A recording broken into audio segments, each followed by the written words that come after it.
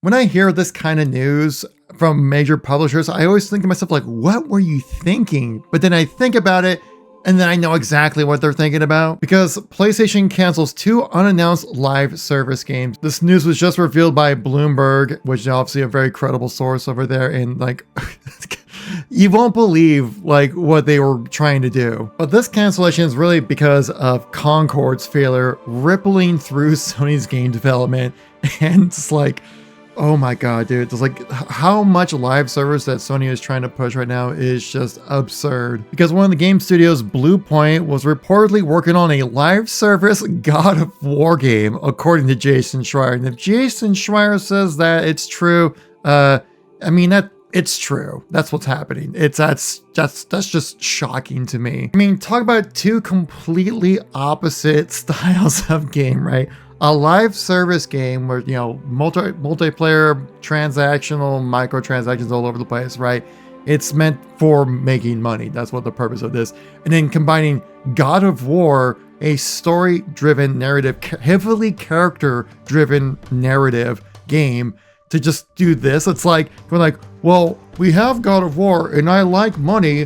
Why can't we just do this? No, you can't just do that. Like, people would just see through that veil of being a live service God of War game, that people would just see it as a clear cash grab, absolutely tarnish Sony's reputation, and also hurt the IP of God of War, make it into a live service game. And while we do know that they were trying to do this previously with even like Naughty Dog's game of The Last of Us, but I would say that actually could be a little possibility that could have worked. It got caught up in the initial cancellations. There was a PvP game that was supposed to be themed around The Last of Us, which I think actually could have worked. And like also a rumored Spider-Man online game, which even that could possibly work as well, right? I think it's really just because, like, especially in The Last of Us and Spider-Man, like, yeah, you have your main characters of those games, but the story is bigger than just those characters alone, right? But we'll get into that a little bit later. The other game being shut down was from Bend Studios, best known for the zombie game Days Gone, which I believe is also getting a movie adaptation, if I remember correctly, as part of its own separate thing. Now, both Blue Point and Bend Studio are not completely shut down. They're still going to be around. People will still have their jobs. So at least that's a good thing, because this is clearly an executive issue, but it kind of just goes to show like how much like Jim Ryan was just throwing money out there, dude. It is wild to think what was happening. Like, and this is actually a reduced amount, right? Because Sony committed to launching 12 live service games by March of 2026. Like, this is an absurd announcement, right? Like, what was it back in February 22? They wanted to launch 10 live service games by March, and then they actually made an additional 2 on top of that. And now Sony's going through and going like, no, we can't do that right now. And this really just because of just like what happened with Concord, right? In a recent podcast here from Jeff Grubb. I won't bore you with the entire details of the video itself, but they actually quoted it here on Reddit. So I'll just kind of read the quote for you guys, saying, "This happened because of Concord. Like, this should be clear. That's what I've been told." In which totally makes sense, because Concord is one of the biggest gaming failures of all time. Like, going to be a massive ripple effect throughout Sony's game development cycle. Continue on saying that Sony has been shell-shocked from Concord, and now they're going around to every studio and they're reassessing every single project. And if it's a live service project, it has been seeing a lot of friction going against it, preventing it from getting a chance to actually come out. Meaning that if you're a live service game with Sony, and if you're not like basically done or even like have a potential to make money, like they're just gonna cut their losses and run. I'm sure many of you recognize this or have heard it over the years, or at least over the year of Concord's failures, but like reportedly, I'll say reportedly, the game took $400 million to make and made none of that back. They refunded everybody, shut everything down within what, like 2 weeks or something like that. Like, that's a massive hit to just completely take the full L. It is just wild to think about. That's why like Concord is not more than just like a one-off failure. Like, it's going to have a ripple effect, like I've been mentioning, throughout Sony's game development teams. And clearly this right here is probably the cause of Concord's failures. Now, remember earlier in this video where I mentioned actually how I think a Last of Us multiplayer game would actually work out? Well, that's because, remember, the original Last of Us did have a full-fledged multiplayer versus mode where it was like PvP, you played against each other, when especially playing into these factions. And then people who actually played it actually enjoyed it. Like, this was actually a really good multiplayer game, and people were actually upset when the later remasters came out for The Last of Us that did not include the multiplayer side of things, and I can understand why they wouldn't add it in, just because it's a lot of extra work and it's not really the experience why people would go into playing The Last of Us again, not for the multiplayer, but for the single player experience. And so this is where I think like actually this could work, especially in a world like The Last of Us. Having like a PvP, I think it was supposed to be like a bit of an extraction shooter, if I remember correctly, totally plays into like the vibes and experience of what The Last of Us is. Like, this universe did such a great job of like building it out beyond just the main characters, unlike God of War, which is basically the story of Kratos and Atreus like learning to love each other, basically being father and son figures kind of thing, right? Becoming, unlikely people becoming, bonded by that kind of situation. There really isn't much, like, you can't really base like a full game off of like side characters, I would really feel.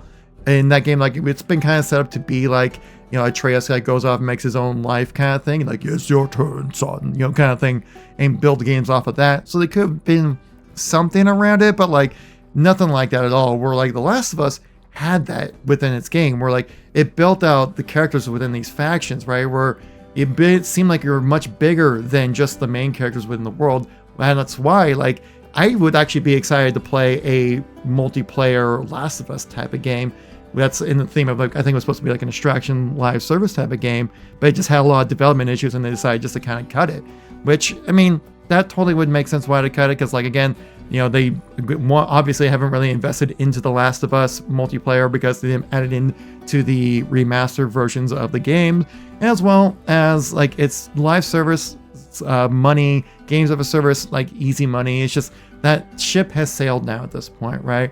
If you're going to make a live service free-to-play game, it needs to come out at the exact right time, have the exact right amount of content, and be exactly what people are looking for. And the hardest part about this is that when you're making games at this scale, you have to predict like 4 or 5 years in advance. Like, is this what people will want, not want right now? And it seems like a lot of these decisions were greenlit by Jim Ryan to make it happen, because like, that dude was just throwing money out there, and they just got really lucky with like what the Helldivers 2 was like their big hit, right? They got really lucky with that one. I remember watching the reveal trailer and going like, yeah, this looks pretty cool, right? But me being a Halo guy, I'm like, well, basically you're playing as ODSTs in like a co-op kind of like PvE game, like nothing too crazy, right? But like once you actually get into the game, understand the characterization that they give to the game world as well, make it feel unique and fun. And also graphically, like some of the lighting in the game looks absolutely incredible, right? So it has comedy, gameplay, graphic improvements, is like overall like, and some really innovative aspects that we haven't really seen before that make it so much more fun than what was actually really anticipated at first. So what's the future of Sony's live service, right? Going from like 12 games down to now, I believe 4 live service games looking to release by March of 2026. Well, the most recent one I think we're going to see right here is Fairgames, which, oh man, this game not looking too good, right? Especially look at this like to dislike ratio right here. Obviously not a true indicator of people's interest, but I mean, 4,000 likes to 53,000 dislikes. And if you go through the comments, I mean, they are just roasting this game. Top comment being like, eat the rich, everyone, said by a giant corporation. Also, please buy our overpriced battle pass and microtransactions. Sounds about right there. We also have to look forward to Marathon. I'm still really excited about this game being a Bungie game, but it's been going through its development issues as well. We've covered some of the leaks and rumors about like it's changing in type of game development there.